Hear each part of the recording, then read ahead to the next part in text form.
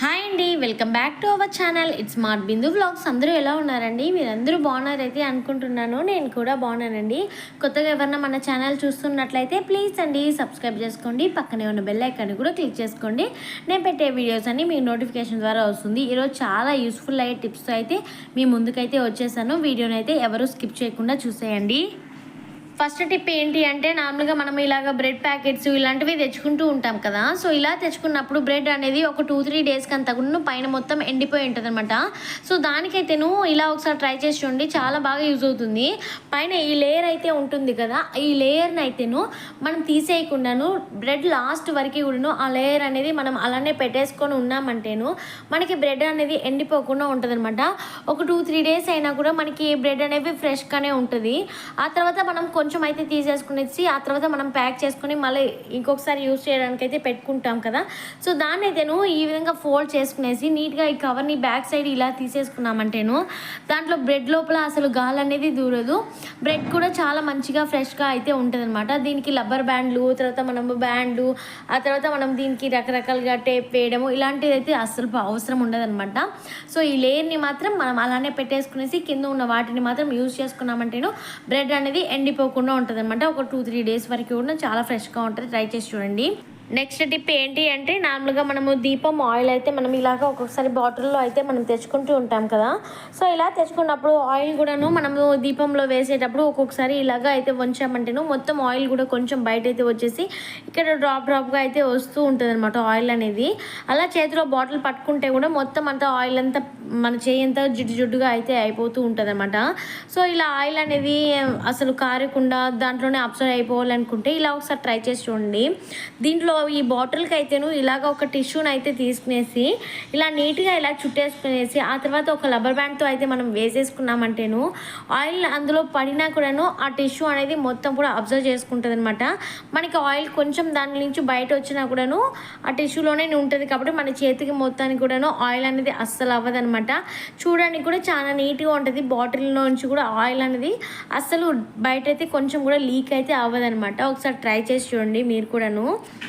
Next tip ఏంటి అంటే, నార్మల్గా మనము కొబ్బరి అనేది మనం కొడుతూ ఉంటాం అనమాట. వీక్లీ వన్స్ దేవుడికి ఇలాగ కొట్టినప్పుడు మనకి కొబ్బరి అనేది ఎక్కువగా ఉంటుంది అనమాట. సో కొబ్బరి ఎక్కువగా ఉన్నప్పుడు మనం ఏం చేస్తామంటే ఇలాగ పీసెస్ లాగా కట్ చేసుకునేసి డీప్ ఫ్రిడ్జ్లో అయితే పెట్టేసుకున్నామంటే అది ఒక 20 డేస్ అయినా మనకి ఒక కొబ్బరి అనేది చాలా ఫ్రెష్గానే ఉంటుంది అనమాట.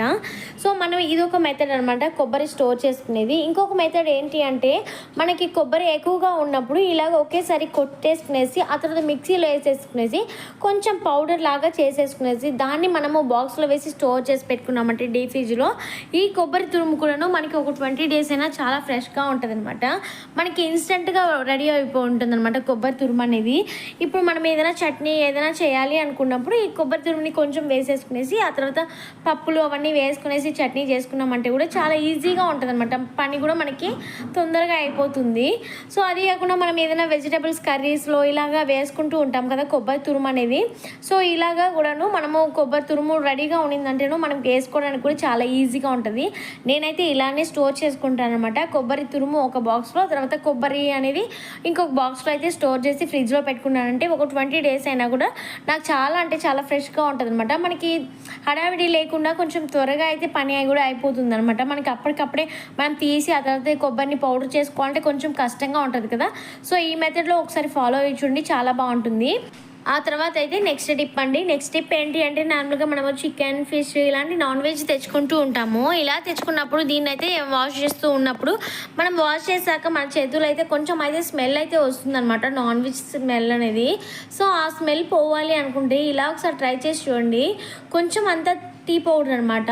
ఈ టీ పౌడర్ అయితేను కొంచెం అలా చేతిలో మనం వేసేసుకునేసి కొంచెం లైట్గా వాటర్ అయితే వేసేసుకునేసి నీట్గా ఇలాగ చేతులకి అయితే మనం బాగా ఇలా రుద్దేసుకున్నామంటేను మనకి ఆ స్మెల్ అనేది అస్సలు తెలియదు అనమాట. నాన్ వెజ్ కడిగిన స్మెల్ అనేది మన చేతుల్లో అయితే అస్సలు తెలియదు అనమాట. ఒకసారి ట్రై చేసి చూడండి. ఆ తర్వాత అయితే నెక్స్ట్ టిప్ అండి. నెక్స్ట్ టిప్ ఏంటి అంటే ఇది అయితే నెయ్యి అనమాట.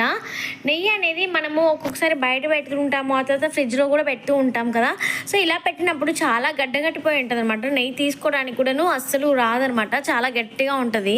సో మనము ఇలా గట్టిగా ఉన్న వాటిని మనం ఏం చేస్తామంటే మొత్తం తీసేసుకునేసి ఒక గిన్నెలో వేసేసుకునేసి వేడి చేస్తూ ఉంటాం కదా.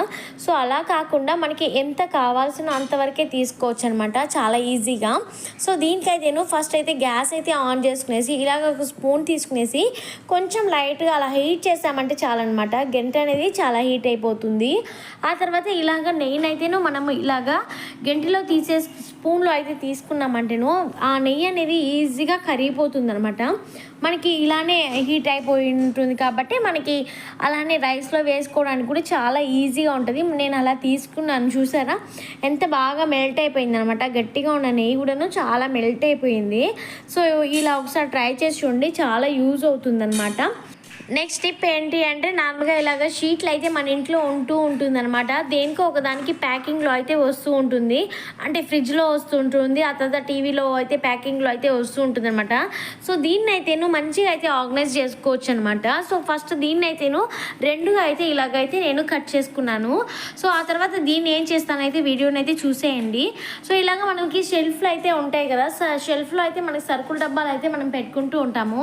సరుకుల డబ్బాలు అనేవి మనకి నీట్గా కనబడాలి, ఆ తర్వాత మనకి ఎత్తుకోవడానికి చాలా ఈజీగా ఉండాలి అనుకుంటే ఇలా ఒకసారి ట్రై చేసి చూడండి, చాలా బాగా యూజ్ అవుతుంది.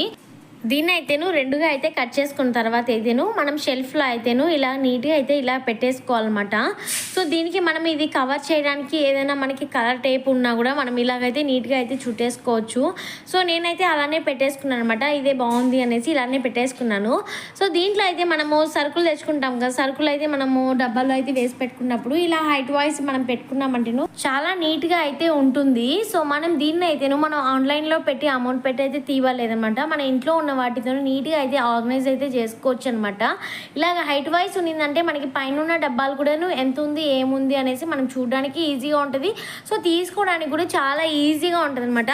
ఒకటి ఎత్తేటప్పుడు ఇంకొకటి పడే అవకాశం కూడా ఉండదు అనమాట, చాలా నీట్గా ఉంటుంది. ఒకసారి ట్రై చేసి చూడండి, ఇలాంటి షీట్ ఉంటే మీరు కూడా ఒకసారి వాడి చూడండి, చాలా బాగుంటుంది. ఇది కనిపించకుండా ఉండాలి అనుకుంటే పైన ఏదైనా ఒక లేయర్ లాగా వేసేసుకున్నారంటే చాలా నీట్గా ఉంటుంది అనమాట.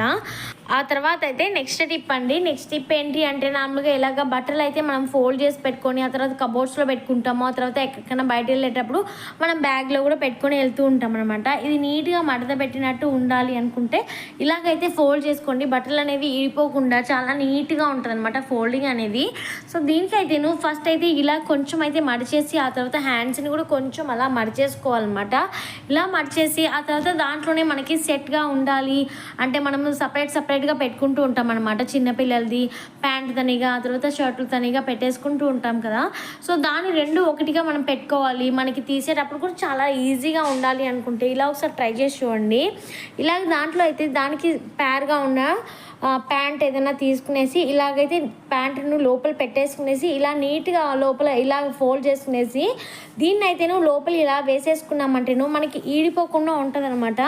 చాలా నీట్గా ఉంటుంది. మనకి కబోర్డ్లో పెట్టినా లేకపోతే మనం ఎక్కడికైనా బయట వెళ్ళేటప్పుడు బ్యాగ్స్లో పెట్టుకొని వెళ్తూ ఉంటాం కదా. సో ఒకే దాంట్లోనూ రెండు సరిపోతాయి అనమాట, ఒకే ప్లేస్లో కూడాను మనకి స్పేస్ కూడా చాలా సేవ్ అవుతుంది అనమాట. ఒకసారి ట్రై చేసి చూడండి, చాలా బాగా యూజ్ అవుతుంది. ఇలాంటి టిప్స్ వీడియోస్ మన ఛానల్లో చాలా పోస్ట్ చేస్తున్నాను, ఒకసారి చూడండి. చూసి నచ్చి కంటెంట్ ఉంది అనుకుంటే మన ఛానల్ని సబ్స్క్రైబ్ చేసుకోండి, కొంచెం సపోర్ట్ చేయండి అబ్బా. ఇదండి ఈరోజు వీడియో అయితే. వీడియో నచ్చినట్లయితే ఒక చిన్న లైక్ అయితే ఇవ్వండి. Thank you for watching, bye, take care.